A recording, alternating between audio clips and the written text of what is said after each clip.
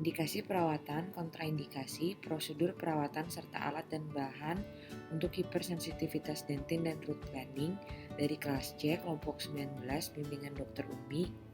Berikut adalah nama-nama dari kelompok kami. Jadi hari ini saya akan menyebutkan indikasi perawatan hipersensitivitas dentin. Yang pertama, gigi sehat tidak ada abrasi, afraksi maupun atrisi. Lalu yang kedua, resesi gigi Miller maksimal kelas 1 dan kelas 2. Setelah itu, gigi sehat tanpa adanya karies. Yang keempat, gigi tidak ada kerusakan tulang. Selanjutnya adalah kontraindikasi untuk perawatan hipersensitivitas dentin. Yang pertama yaitu gigi dengan resesi Miller kelas 3 dan 4. Yang kedua adalah gigi dengan adanya karies, abrasi, afraksi, dan juga atrisi. Yang ketiga adalah gigi dengan adanya kerusakan tulang.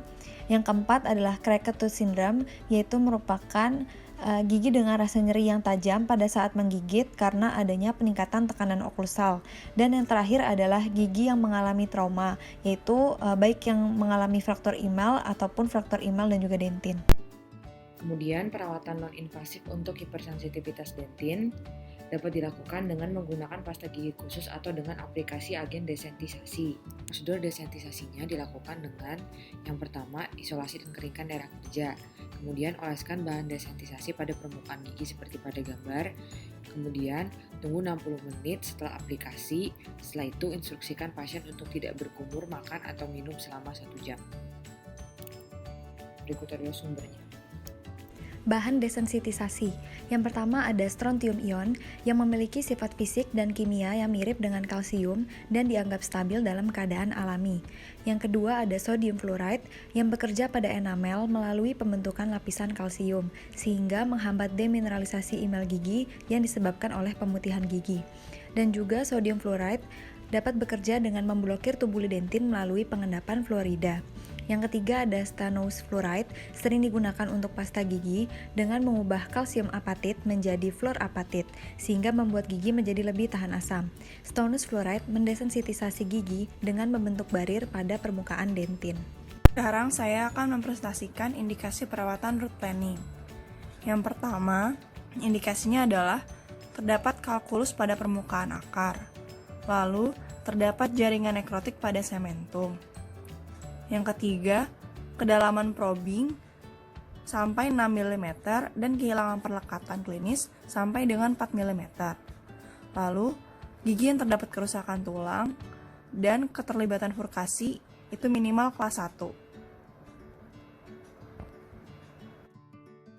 Berikutnya adalah kontraindikasi untuk perawatan root planning.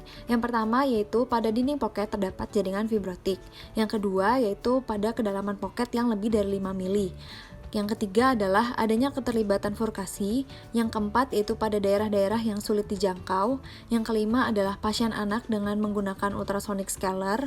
Yang keenam adalah pasien yang memiliki penyakit menular melalui udara seperti tuberkulosis. Yang ketujuh adalah pasien yang mengalami abses. Yang kedelapan adalah kalkulus yang meluas ke daerah apikal.